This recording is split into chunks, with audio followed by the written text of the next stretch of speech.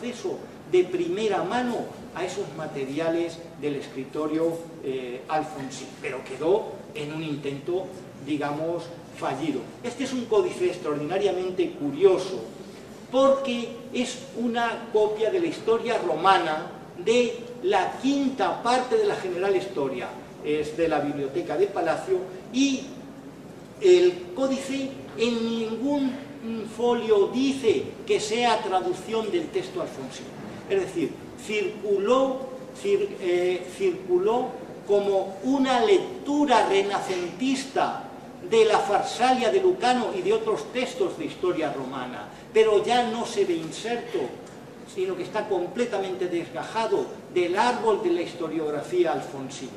Herrero Llorente, ya en el 56, dijo que era un códice de la General Historia, pero bueno, en un artículo que ha pasado desapercibido. De hecho, en los años 90 fue objeto de una tesis doctoral como texto de historia romana, como traducción de la Farsalia o versión amplificada de la Farsalia renacentista, cuando en realidad se trata de un texto alfonsí. Entonces suele decirse que los medievales hacen un acercamiento mediatizado de segunda, de tercera y cuarta mano a los clásicos, mientras que son los renacentistas los que toman esos textos de primera mano en un acercamiento genuino, original, en sus propios términos a los textos clásicos, en este caso a Lucano.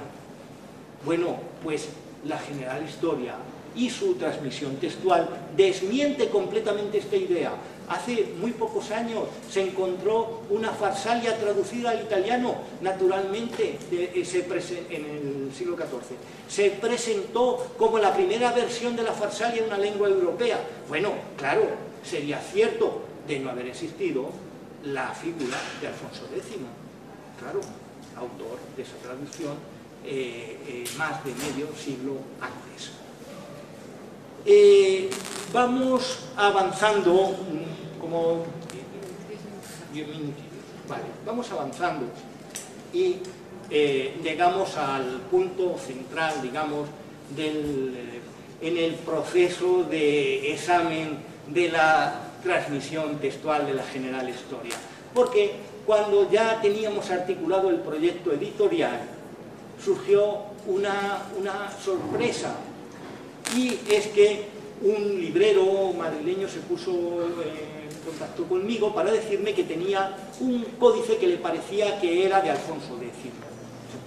Entonces fui a su casa, bueno, en cuanto me llamó, entonces creo que debí ponerme más o menos con el color del folio, cuando me di cuenta de que era un texto que contenía folios nuevos de la tercera parte de la General Historia, los orígenes de Roma, la historia de Rómulo y Remo, un texto precioso.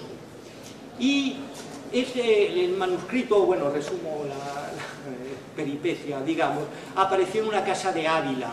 En realidad unos sobrinos heredaron de unas tías que murieron una casa y allí había una alacena con papeles viejos, y entonces este librero madrileño compró esos papelotes por unos $2.000 más o menos, pero después del examen del códice preparé una descripción también del contenido, ¿verdad? Y ese informe lo dio, se lo presentó el librero a Julián Martín Abad, director de la sección de manuscritos de la Biblioteca Nacional, y Julián, en cuanto lo vio, dijo, en cuanto vio la descripción, ni siquiera el códice, bueno, esto le interesa a la Biblioteca Nacional, y gracias a eso se puede consultar ahora bajo la asignatura reservado 279. La Biblioteca Nacional pagó unos unos $120.000, pagó por el códice. Tampoco es tanto, pero por lo menos se evitó el destino que me contaba el librero para muchos códices que aparecían, que era una caja fuerte en Japón, por ejemplo, y desaparecía para los restos de la circulación. Pero lo interesante de este códice, y ya voy terminando, es que copia solo la historia gentílica. pero no al modo de otros códices que copian solo lo bíblico, solo lo gentílico, sino que los otros códices lo que hacen es, por ejemplo, la historia de Troya en bloque va para la parte gentil, la vida de Salomón va en bloque para la parte bíblica. Este no, este hace una disección de los capítulos, entresacando los puntos en los que hay noticia sobre los gentílicos, para copiar solo eso. Entonces, ahora se ve muy bien, y gracias a este códice pudimos comprenderlo, que hay, al mismo tiempo que una recepción íntegra, una recepción parcial de la general historia. Y se ve para la parte bíblica, por ejemplo, en el códice de Évora, en un renuncio, digamos, del copista, porque dice, agora, copia la profecía de Miqueas, y luego, agora dejamos aquí las otras razones, se tornaremos a contar de los gentiles que fueron, pero se da cuenta de que él no tiene que contar nada de los gentiles, porque su decisión es copiar solo lo bíblico, y se interrumpe ahí. Claro, en el texto genuino tendría que ir de los reyes de Macedonia y otras cosas. Andado el primer año del reinado de Joatán, tal, murió Cino, que era rey de Macedonia, tal, que son las noticias que sabemos por los que copian la parte pública. ¿Qué sucede en este códice nuevo que apareció en Ávila? Pues que va saltando los años en los que hay noticias de contenido bíblico, y entonces va el 3, el 4 años del reinado de Joatán, rey de Judá. En esto pasaron, y luego salta, andados 6 años del reinado de Joatán, se comenzó la tercera olimpiada, etcétera, etcétera. Es decir, una historia paralela.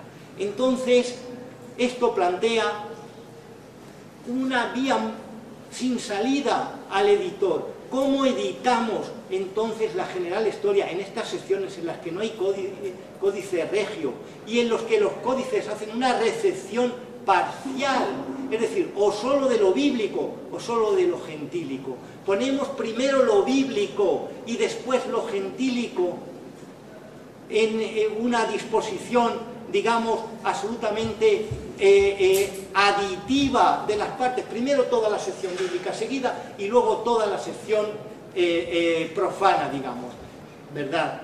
Y entonces la pregunta, ¿y si nos equivocamos?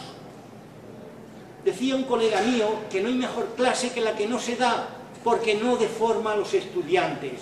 La mejor edición, no les quepa la menor duda, es la que no se hace. Casi 800 años ha habido que esperar para ver publicada la General Historia. La General Historia, no sé, y es una pregunta que les hago a ustedes, ¿por qué no se imprimió nunca la General Historia? Y termino.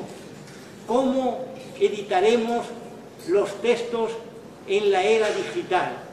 Claro, hoy tenemos la posibilidad de, fuera de la edición lujosa de la Biblioteca Castro, cuesta 1.000 euros la edición, pero no es muy cara para lo que es, para lo que vale. Es una edición, vamos a decir la verdad, de lujo. Claro, hoy en formato electrónico podemos tener una edición múltiple, es decir, podemos tener transcripción paleográfica de cada uno de los manuscritos, pero, en mi opinión, la transcripción, nosotros, en nuestro grupo de investigación, somos partidarios de la transcripción paleográfica, así lo proponemos para las fuentes documentales, y damos una triple presentación facsimilar, paleográfica y crítica, pero un texto literario como este merece una lectura, no por así decirlo antropológica, que yo tengo curiosidad por qué hacían en el siglo XIII, sino una lectura que a mí como lector me implica profundamente, una lectura en la que quiero recuperar los valores culturales, los valores ideológicos también, los valores intelectuales, literarios del texto, que quiero disfrutar como lector.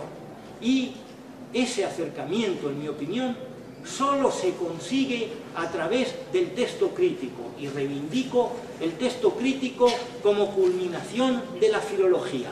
Pero termino, ahora ya sí que va de verdad. Claro, pero no podemos quedarnos aquí, porque, no sé, iba a poner el ejemplo tonto ese de los partidos de fútbol, no se puede celebrar el éxito porque ya tienes que pensar en el partido siguiente. Pues lo mismo pasa aquí, y entonces hay que buscar nuevas vías para el acceso a los textos antiguos, a la lectura.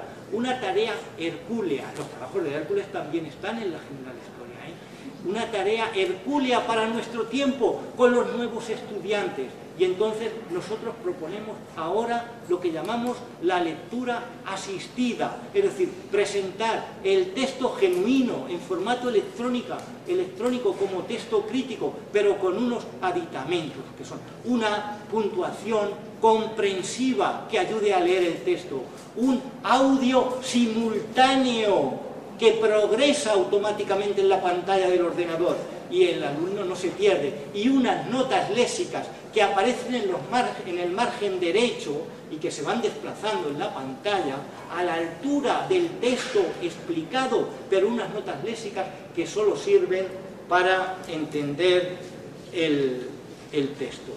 Y entonces termino con